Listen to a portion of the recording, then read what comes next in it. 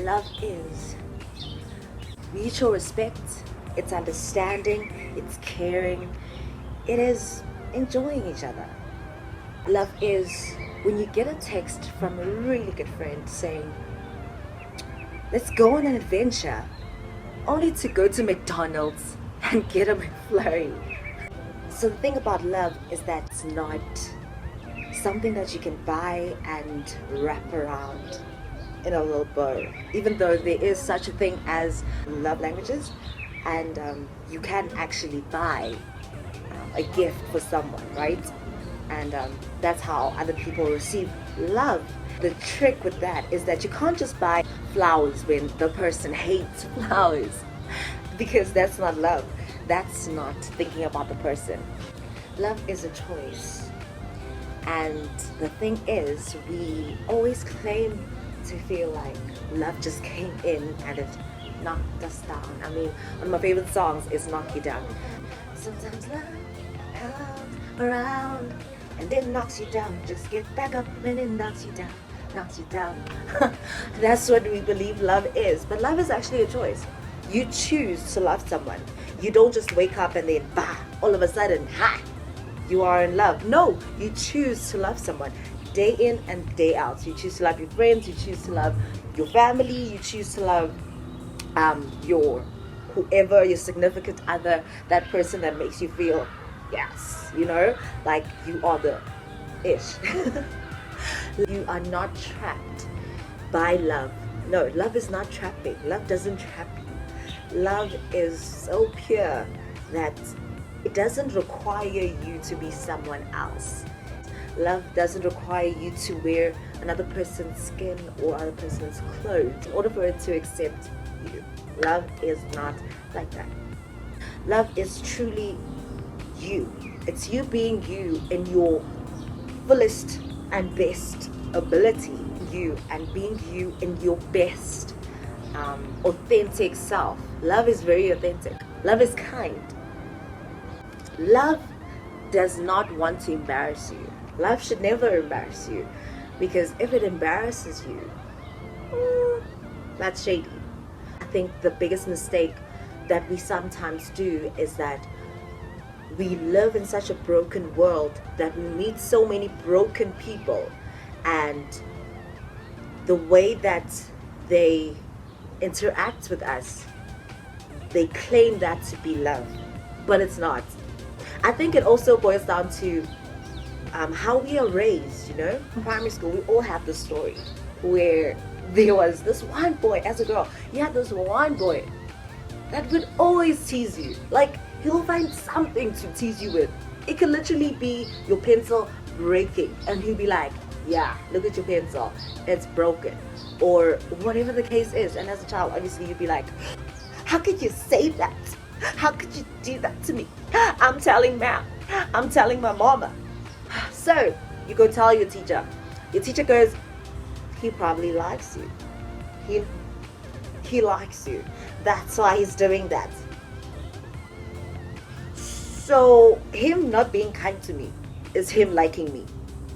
But the thing is, we have been conditioned to believe that is what like is. Then we grow up and then we meet people with toxic traits and we think to ourselves, ooh, this person likes me because, you know, like they're being mean to me, because that's what we were told as kids.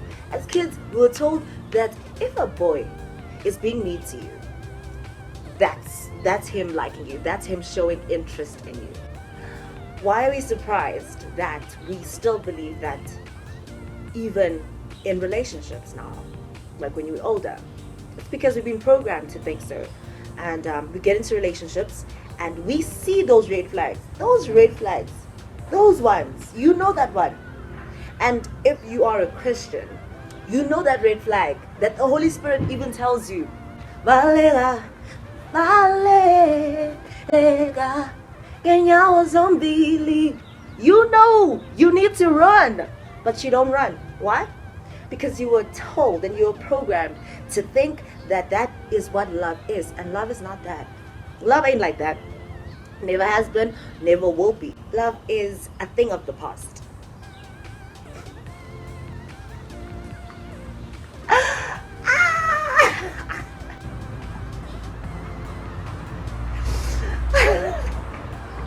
kill me. You're funny. You're funny. But I do believe that at times we feel like love is just not for us, you know? I don't know about you, but sometimes I just think to myself, you know what? Like, this whole love thing can miss me. And sometimes I really resonate with what the Apostle Paul says, you know, when he says that it is better for you to be single, you know, because then you can serve the Lord with your whole being, you know, and your attention is not split. Because, guys, when you are in a relationship, your attention is split. Go from having an hour of just being in the Lord's presence, in worship, in reading the Bible, in studying the word of the Lord, being drenched in his presence, to like somewhere in between feeding the child and making your husband's lunch or whatever, skaftin or whatever it is. You're torn between that and also just checking up on your husband, like, is he okay? Is he alright? Are you alive? Are you okay? Have you eaten? Whew. Seems like a lot of work. But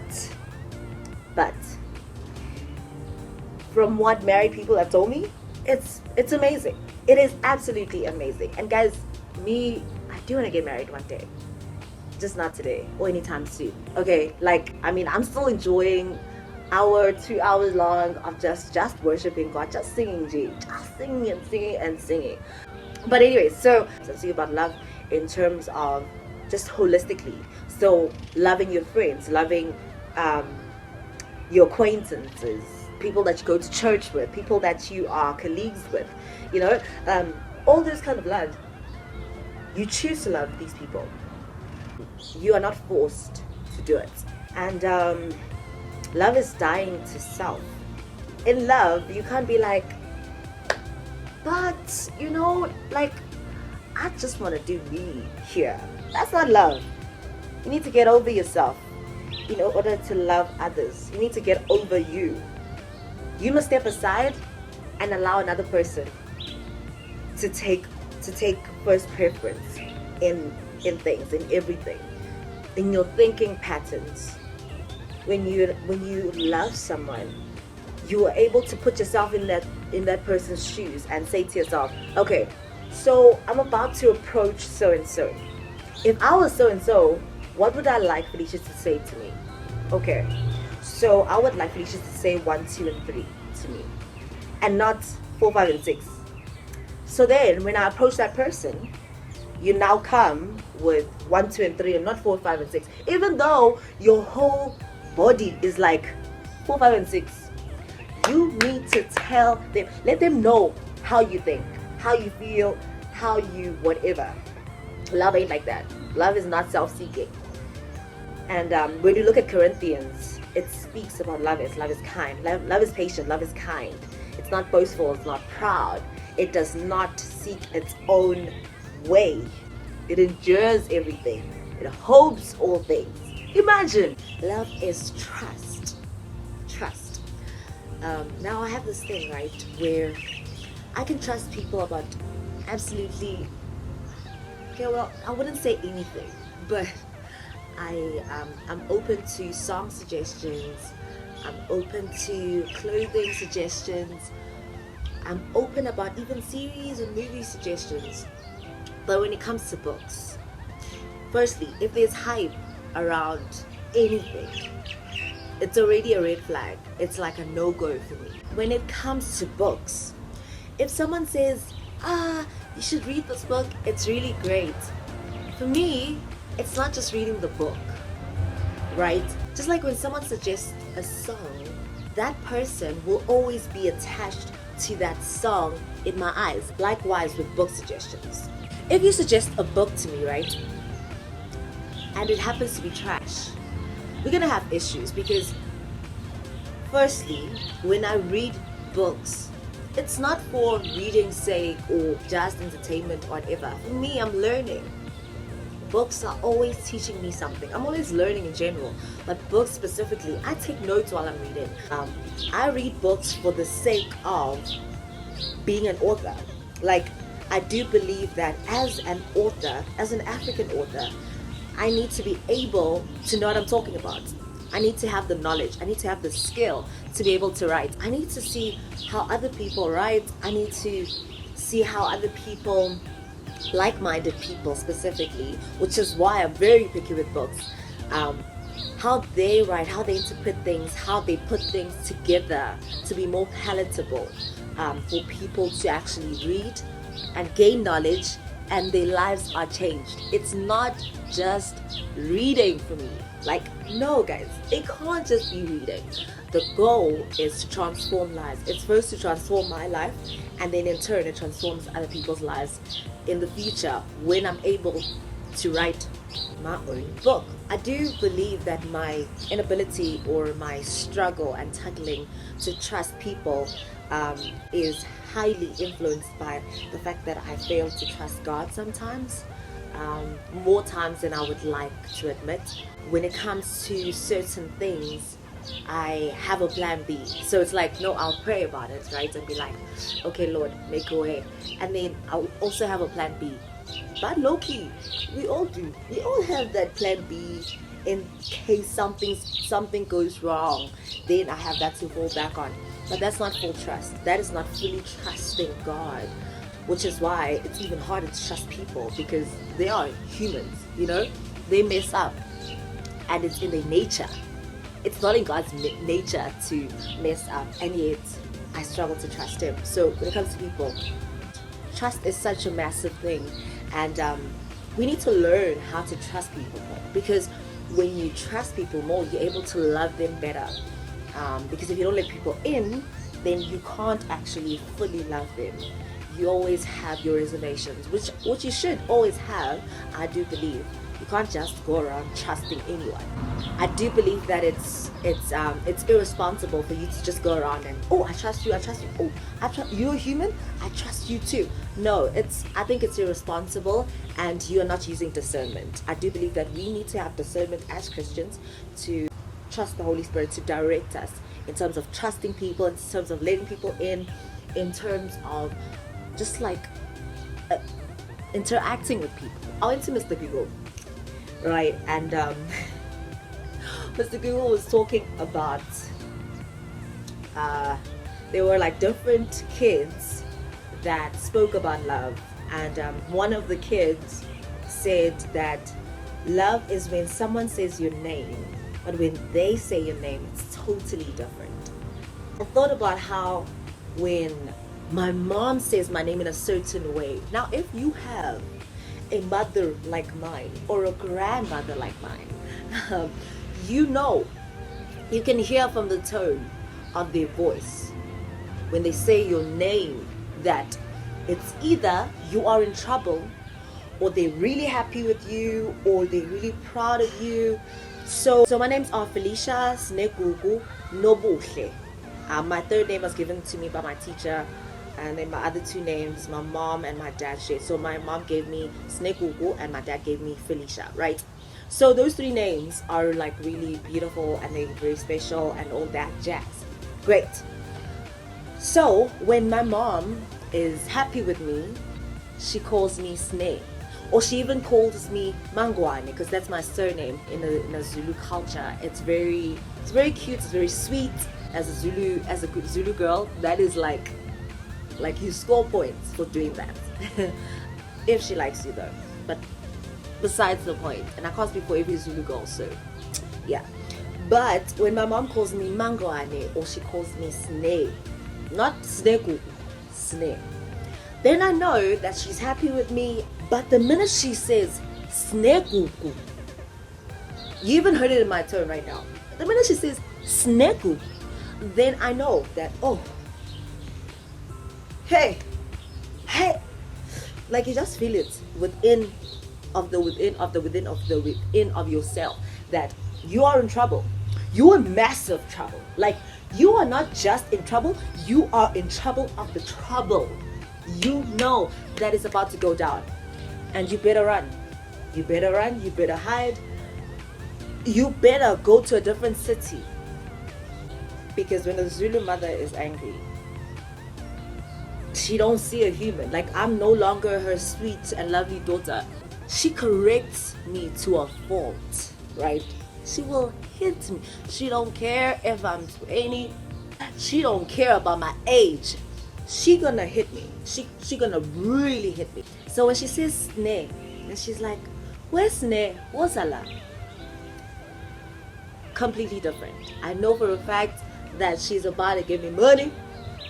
She's about to say that like I'm doing well. She's about to say she's praying for me. She is, but even though she calls me Snekuku, she'll tell me, she'll pray for me and be like, let me pray for you first, and then she'll do the Lord's work, as she calls it, because she believes that, you correct a child by hitting the child. And I'm always a child. It hits different when someone calls your name that loves you. So like in my previous relationships or whatever, when my name was called, I just got butterflies, because they just called my name. When they called my name, it's like my name. You know what I'm saying? I know you know it. I know that you know what I'm saying. Love is a beautiful thing until you allow fear to step in, until you allow doubt to come in. What I've learned about love is that at the end of the day, like Noxie said, at the end of the day, God is love. God is love. You can spend your whole life looking for love, searching for love, trying to understand what love is. The biggest miseducation when it comes to love that I've experienced is love being associated with toxic traits. One of the sad realities is that we've always been conditioned to believe that love hurts. People have created that kind of sayings, and they're not biblical. Love doesn't hurt. Love requires you to be sacrificial, yes, because we have these traits that are very selfish, that are very self-centered. And I'm a single person, so I've got no ring. See, I'm not married. So meaning that I'm very selfish. But love requires you to be selfless, to die to yourself, and allow for the next person to take preference over you. We're also focused on ourselves, focused on our careers, what I can do to get my own kind of thing.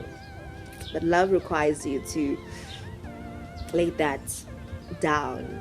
That's love. What I love about love is that it allows you to become more like Christ. So you find yourself laying down your life, laying down your own will, laying down your own desires for another person. And I do believe that you become more like Christ when that happens. And I do believe that that's beautiful. That is good.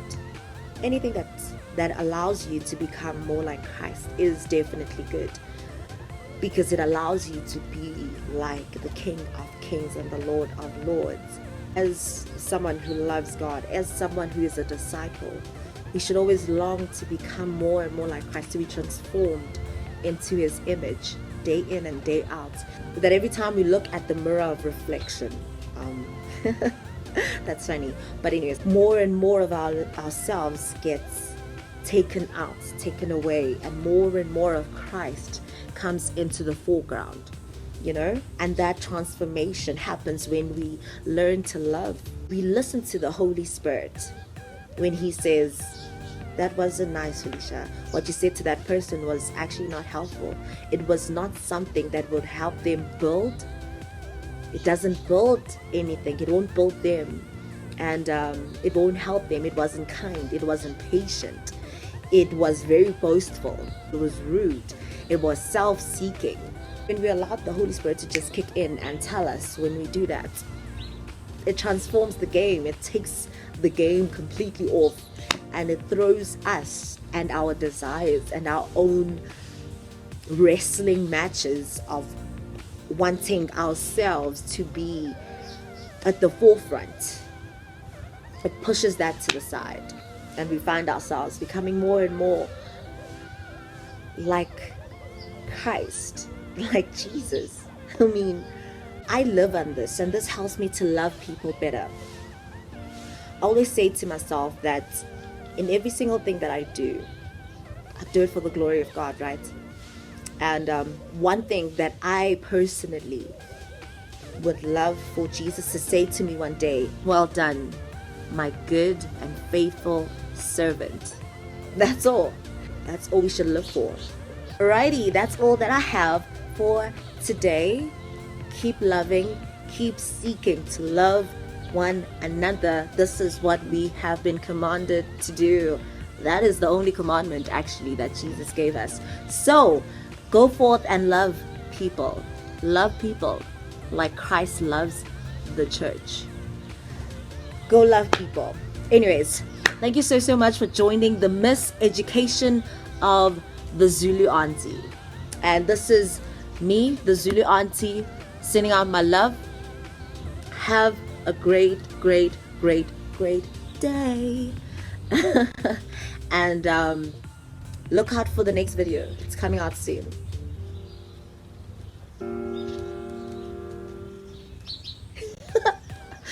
I love you guys so much.